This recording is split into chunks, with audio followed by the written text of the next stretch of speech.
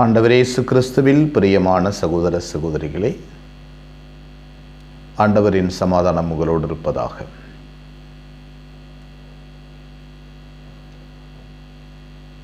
தூய லூர்து அன்னையின் பெருவிழாவை இன்று நாம் கொண்டாடுகிறோம். அன்னைமரியால் மசபேயேல் குகையில் காட்சியளித்த அற்புதமான நிகழ்வு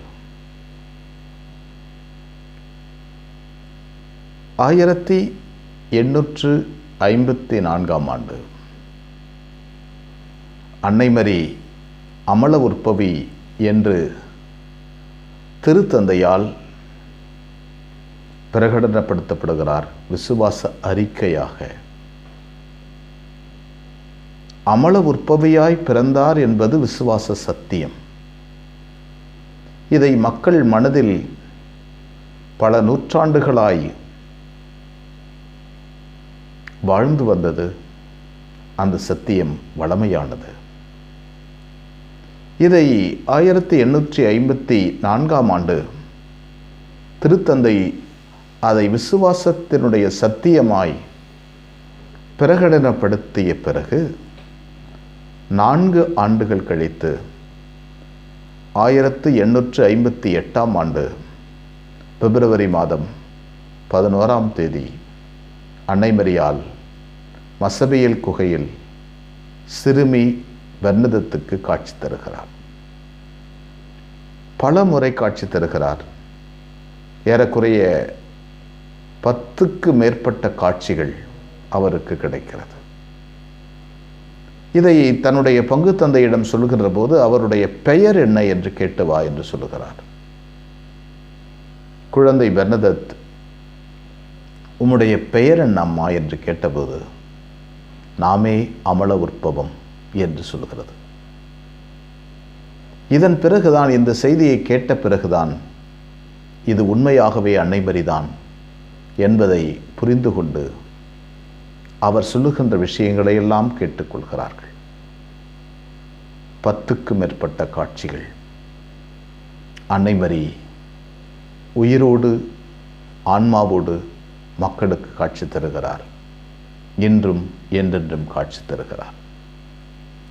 அன்னைமரியால் அன்று தொடங்கிய அந்த காட்சி, அவருடைய பிரசன்னம் அந்த பகுதிக்கு செல்குவோர் அனைவருக்கும் குணமளிக்கின்ற சக்தியை தந்து கொண்டு இருக்கிறது. அன்னைமரியால் அந்த பகுதியில் இருந்து கொண்டு இன்றும் வாழ்கிறார். ஏராளமான நோயாளர்கள், ஆயிரக்கணக்கான நோயாளர்கள் ஒவ்வொரு வருடமும் அங்கே சென்று குணம் பெற்று செல்கிறார்கள். கடவுளின் அதிசயமிக்க செயல் இன்றும் நடைபெறுகிறது. அன்னைமரி தன்னுடைய பரிந்துரையினால் வளமையாய் வாழ்கிறார். இன்றும் நமக்காக பரிந்து பேசுகிறார். இந்த அற்புதமான நாளிலே ஆண்டவர் இயேசு நமக்கு அழகான செய்தியை தருகிறார். மனிதனிடம் உள்ளிருந்து வருபவையே மனிதனை தீட்டுப்படுத்துகிறது, வெளியிலிருந்து வருபவை அல்ல. உள்ளிருந்து வருகின்ற அனைத்து மனிதனை தீட்டுப்படுத்துகிறது. சிறுக்கு, மதிகேடு, காமவெறி, பொறாமை, சீற்றம், கோபம், இவை அனைத்தும் மனிதனுடைய உள்ளத்திலிருந்து வெளியே வந்து அவனையும் அவனை சுற்றியிருக்கின்ற மனிதர்களையும் சமுதாயத்தையும் தீட்டுப்படுத்துகிறது. இங்கே தீட்டு என்பது மனிதனுடைய உள்ளத்தில் உருவாகின்ற தவறுதலான எண்ணங்கள் தான். வெளியிலிருந்து இருக்கின்ற எந்த தீட்டும் எந்த ஒரு மனிதனையும் வீணாக்கி விடுவதில்லை.